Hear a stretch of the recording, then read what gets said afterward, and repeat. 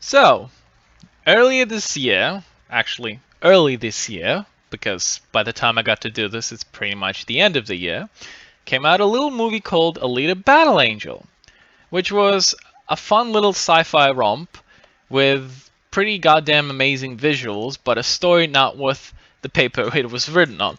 And I enjoyed it for what it was originally, but being the curious soul that I am, I decided to go and seek out what it was based on, which is the manga. The manga itself, little segue, is called Gunm, which in Japanese translates to like a gun dream.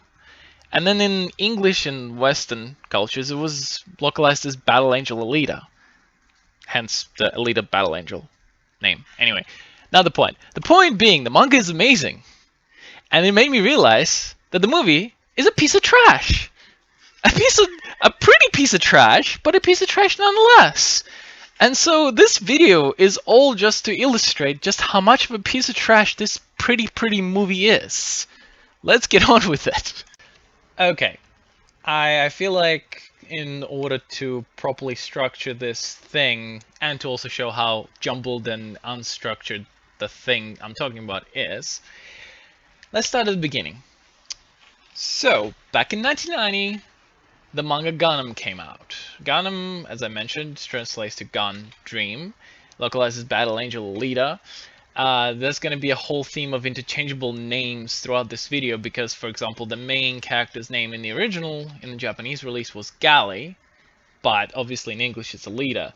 And there permeate a bunch of other localization changes from the original in terms of naming of characters and places, which, as I looked this up just now, turns out is different depending on which translations you get. That's even depending on which English translations you get. So that's going to be fun. But I hope to not make it too confusing, and I generally will probably insert a little clarifier in there, but generally refer to things by like a singular name if I can. If not, then I will, again, clarify where needed. Anyway, Battle Angel Alita was serialized from 1990 to 1995, lasting 9 volumes. Went dormant for a while, came back in 2000 as Battle Angel Alita Last Order, which kind of retconned the ending of the original and took the long way around to 2014, lasting 19 volumes, but then was immediately followed by Battle Angel Alita Mars Chronicle, which is still ongoing and is, as of right now, on 6 volumes and counting. And of course, since I'm trying to make this as deep a dumpster dive as I can, carte blanche spoiler for not just the movie, but all of the volumes of all of the manga. That's the entirety of the original Battle Angel Alita, Battle Angel Alita Last Order, and I'm gonna throw in spoiler warning for Battle Angel Alita Mars Chronicle just in case, just to be on the safe side. And with this somewhat awkward intro out of the way, we can finally dig in.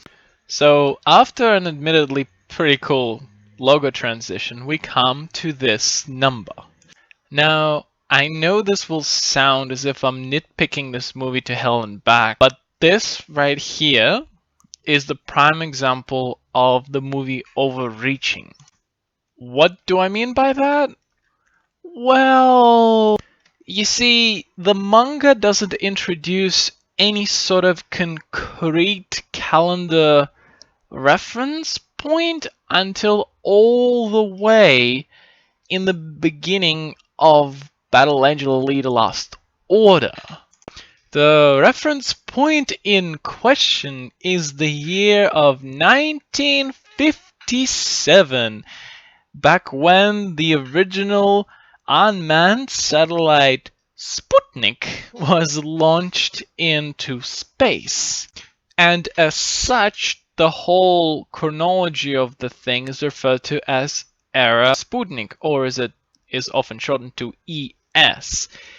And we see that the beginning of Battle Angel Alita falls on ES 577, which, ironically, I did a bit of calculation here, makes it the year of 2534, which means that the movie doesn't only overreach, it overshoots by something like 29 years.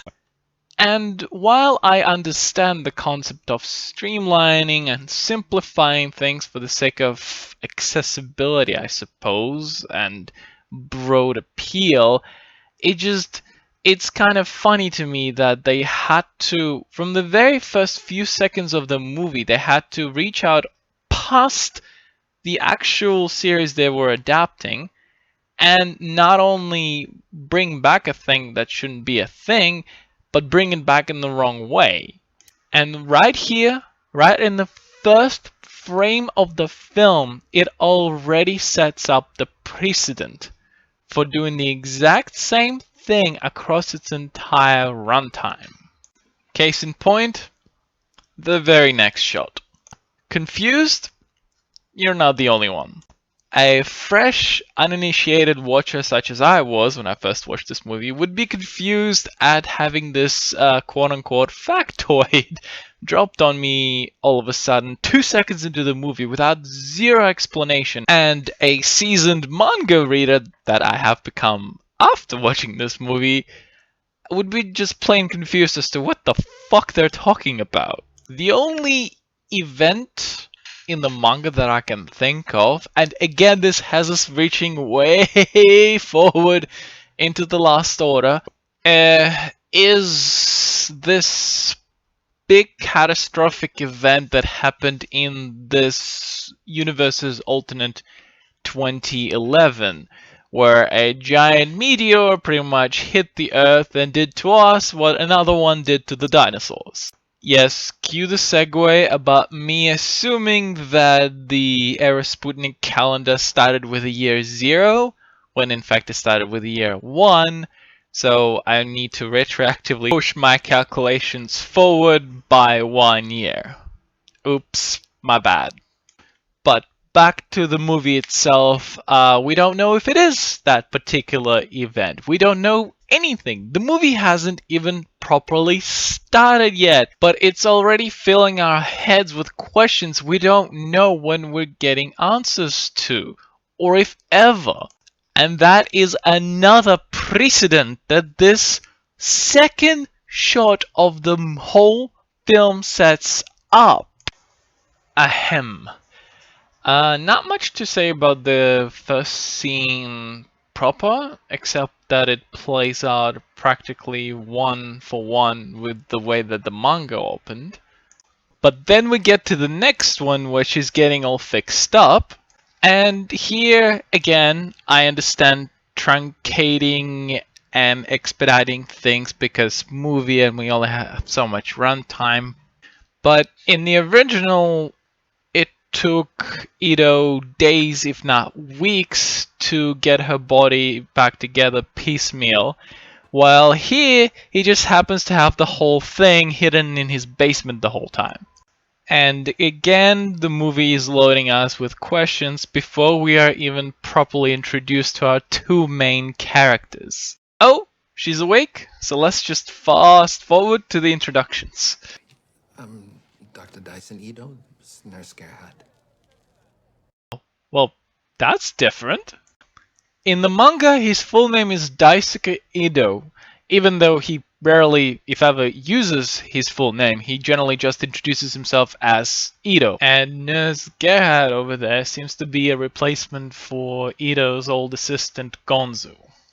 So, obviously, Alita doesn't know who she is, she doesn't know anything about this world.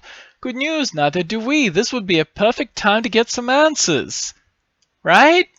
What do you call this? What's that? What holds it up? Magic? Do you have one for me? Why are there so many languages? Does anyone ever go up to Zalem? What is that? Hey, what are those things? Who is that? Apparently not.